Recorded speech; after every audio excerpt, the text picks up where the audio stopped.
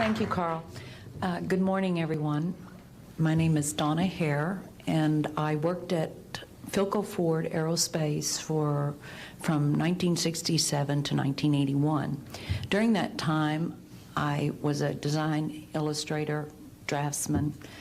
I did the launch slides and landing slides, and also projection plotting boards, lunar maps for NASA. We were a contractor, but most of the time I worked on site, excuse me, in Building 8.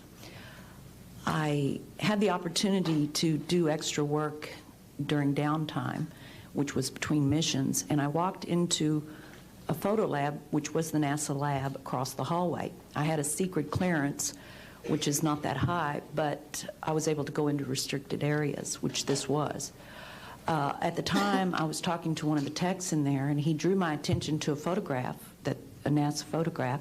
It had a dot on it, and I said, "What is that?" Well, he drew my attention to it, and I said, "Is that a dot on the emulsion?" And he said, and he's smiling, and he has his hands crossed, and he said, "Round dots on the emulsion don't leave round shadows on the ground."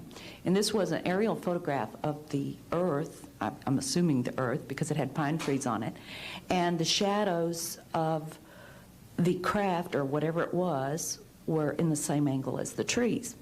And by its very nature, UFO, and I wanted to clarify that to a gentleman that was talking to me, means unidentified. So I did not know what this was. But I realized at this point that it's very secret, that it was kept secret, because I asked him, "What are you going to do with this piece of information?" And he said, "We always airbrush these out before we sell them to the public." So they're pesky little creatures appearing on this photograph they wanted to get rid of. After that, I decided I would ask questions to other people that work there. And I found that I had to ask them away from the site and not on site.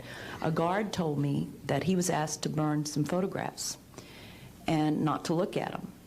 And there was another guard guarding him, who was in green fatigues, watching him burn the photographs. And he said he was too tempted. He looked at one, and it was a picture of a UFO, and he was very descriptive. I can go into that later with anyone. He immediately was hit in the head, and he had a big gash in his forehead. He was knocked out, and he's terrified, so he would have to be protected. Another incident, I knew someone in quarantine with the Apollo astronauts. He told me that the Apollo astronauts saw craft on the moon when we landed, and that is what he told me. And he also was afraid. He said that the astronauts are told to keep this quiet. They're not allowed to talk about it. So I do want to let you know that I worked out there for a number of years, and I ran into this. So it's not something everyone knows that works out there for a long time. My boss didn't know about it. Some people that sat right next to me didn't know about it. It's very strange, because I don't know how they can do it, but they can let some people know about it and then others not. I'm willing to testify before Congress that what I'm saying is true, and thank you very much.